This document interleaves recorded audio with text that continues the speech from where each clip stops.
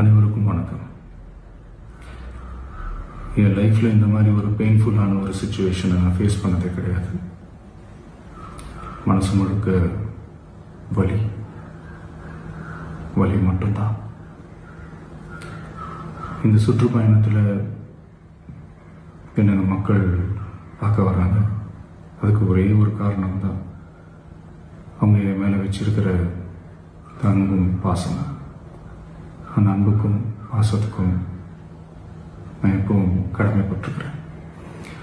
அதனால தான் இந்த சுற்றுப்பயணத்தில் மற்ற எல்லா விஷயங்களையும் தாண்டி மக்களுடைய சேஃப்டி, அதில் எந்த காம்ப்ரமைஸும் பண்ணிடக்கூடாதுன்றதுக்காக தான் அது என் மனசில் ரொம்ப ஆழமாக இருக்கும் அந்த எண்ணம்.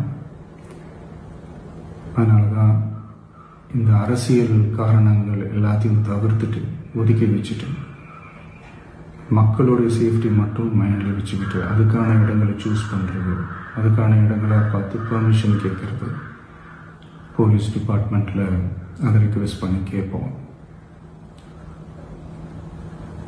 ஆனால் நடக்கக்கூடாதது நடந்துருச்சு. நான் மனுஷன் தானே. அந்த நேரத்தில் அத்தனை பேர் பாதிக்கப்பட்டு இருக்கும்போது எப்படி அந்த ஊரை விட்டுட்டு என்னால் கிளம்பி வர முடியும்?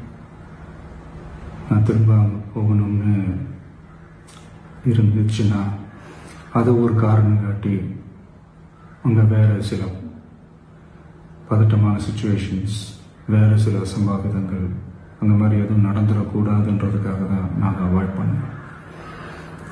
இந்த நேரத்தில் சொந்தங்களை இழந்து தவிக்கிற அத்தனை குடும்பங்களுக்கும் என்னுடைய ஆழ்ந்த இரங்கலை தெரிவிச்சுக்கிறேன். எனக்கு தெரியும், என்ன சொன்னாலும் இது ஈடையாகாதுன்னு எனக்கு தெரியும். ஹாஸ்பிட்டலில் ட்ரீட் பண்ணிகிட்ருக்கிற எல்லாருமே சீக்கிரமாக க்யூர் ஆகி வரணுன்றதை இந்த நேரத்தில் நான் வேண்டிக்கிறேன். கூடிய சீக்கிரமே உங்கள் எல்லாரையும் நான் சந்திக்கிறேன். இந்த நேரத்தில் எங்களுடைய வலிகளை, எங்களுடைய நிலைமையை புரிஞ்சுக்கிட்டு எங்களுக்காக பேசின அரசியல் கட்சிகளை சார்ந்த நண்பர்கள், தலைவர்கள் அனைவருக்கும் என்னுடைய நன்றியை தெரிவிச்சுக்கிறேன். கிட்டத்தட்ட ஒரு 5 மாவட்டத்துக்கு பிரச்சாரத்துக்கு போனோம். இந்த மாதிரி எதுவுமே நடக்கல. ஆனால் கரூரில் மட்டும் ஏன் எப்படி நடக்குது, எப்படி நடக்குது? மக்களுக்கு எல்லா உண்மையும் தெரியும். மக்கள் எல்லாத்தையும் பார்த்துக்கிட்டு இருக்கிறாங்க.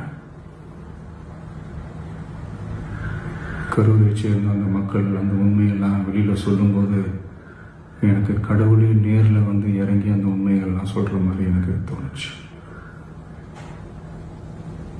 சீக்கிரமே எல்லா உண்மைகளும் வெளியில் வரும்.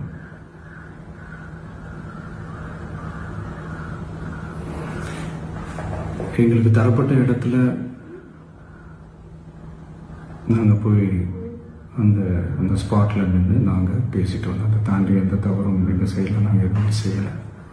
பட் இருந்தாலும் எங்கள் கட்சியை சேர்ந்த நிர்வாகிகள், தோழர்கள் மேலே எஃப்ஐஆர், அது மட்டும் இல்லை சோஷியல் மீடியாவை சேர்ந்த நண்பர்கள், தோழர்கள், அவங்க மேலே எஃப்ஐஆர்லாம் போட்டு இப்போ பிடிச்சிக்கிட்டு இருக்கிறாங்க.